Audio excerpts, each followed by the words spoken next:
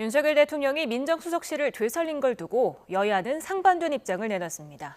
여당은 민심을 청취해서 국정에 반영하겠다는 대통령의 의지라고 평가했고, 야당은 사정기관을 장악하려는 의도가 있다고 비판했습니다. 취재기자 연결합니다. 정인용 기자. 네, 국회입니다. 민정수석실 부활에 대한 여야 공식 반응 전해주시죠.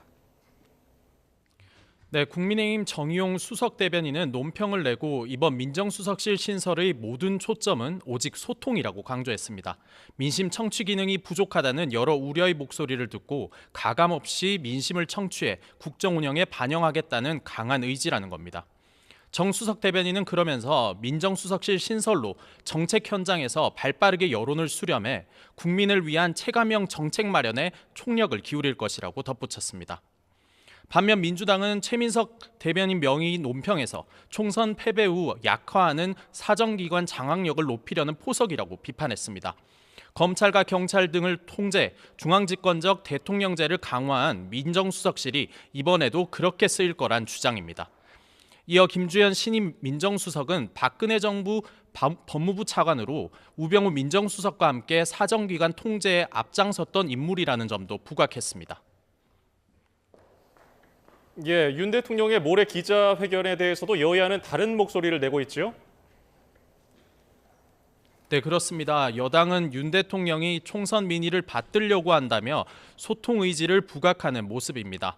국민의힘 안철수 의원은 YTN과의 통화에서 의제 제한 없이 1시간 정도 질문을 받겠다는 윤 대통령의 기자회견 방식을 높게 평가하며 정례화 필요성도 강조했습니다.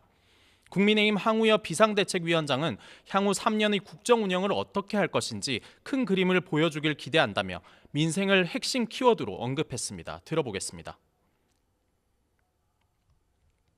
무엇보다도 민생이 어려워요. 지금 민생이 어렵기 때문에 예컨대 그 민생에 대한 이야기 또 의료에 관한 문제도 있고 그러니까 국민들이 관심 갖고 아쉬워하는 이야기를 좀 구체적으로 나누셨으면 합니다.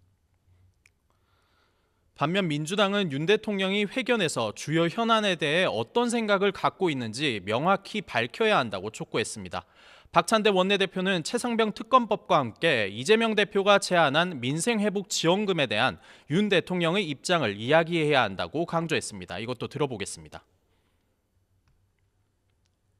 민생지원금 1인당 25만 원, 그 부분에 대해서 어떻게 생각하고 있는지, 아니면 그 방법을 반대한다면 다른 민생 대책은 어떤 것을 준비하고 있는지 그런 부분에 대해서 말씀해 주실 거고요.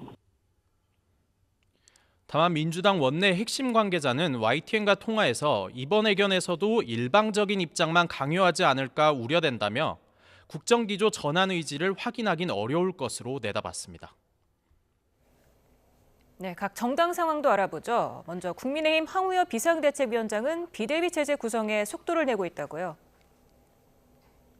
네, 황우여 비상대책위원장은 비대위원을 누구로 할지 고심을 이어가고 있습니다.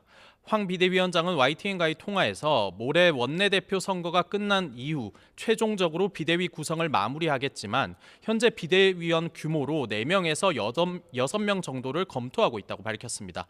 이어 정치인들로 구성할 생각이며 4명을 지명할 경우 1명 정도를 원외 당협위원장으로 임명하는 걸 고려하고 있다고 덧붙였습니다.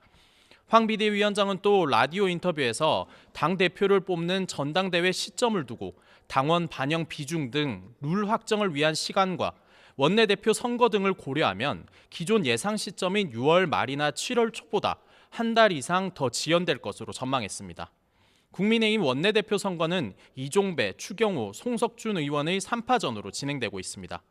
모두 관료 출신이자 범친윤으로 분류되는 만큼 수직적 당정 관계를 우려하는 목소리도 여전한데요.